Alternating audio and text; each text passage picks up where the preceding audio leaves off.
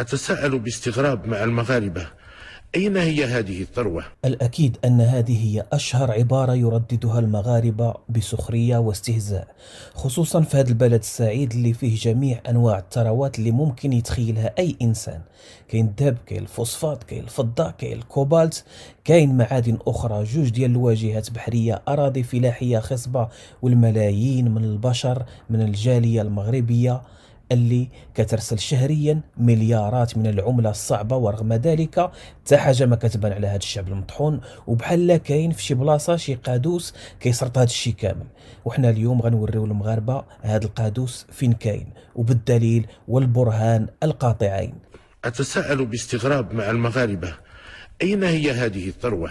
هاد العبارة ديال أين الثروة تساؤل ما عمر شي مغربي فهمو من عند محمد السادس اللي هو اللي عنده مفاتيح خزائن الثروة.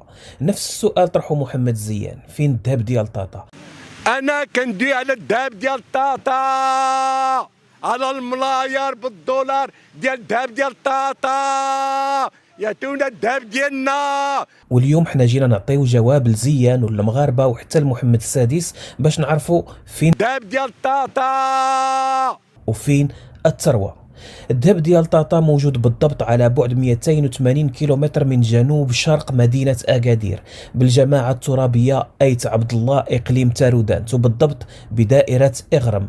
والشركة اللي مستافدة وكتستخرج هذا الذهب هذا سميتها أكا جولد مينين، وهي أحد فروع الشركة الأم اللي سميتها مناجم التابعة للهولدينغ الملكي لصاحبه محمد السادس بن الحسن العلوي صاحب المقولة الشهيرة أين الثروة؟ كندوي على الذهب ديال طاطا، على الملاير بالدولار ديال الذهب ديال طاطا. يعني ولدو في قبو كيسولنا حنا عليه.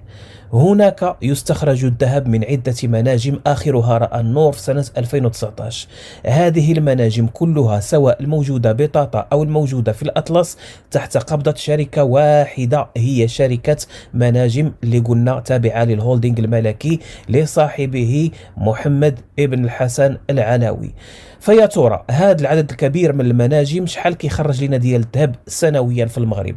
قبل ما نبداو قلنا نضربوا طليله على الاحتياطي ديال المغرب من الذهب فين وصل وشحال ساوي، لانه اتذكر جيدا انه في سنه 2012 الاحتياطي ديال الذهب كان عندنا 22 طن بالضبط. يعني فدازت 9 ديال السنوات كلها تنقيب وحفر واستغلال للمناجم، فعلى الاقل الاحتياطي غيكون ارتفع لواحد 200 طن ولا شي حاجه اكثر من هذا الشيء.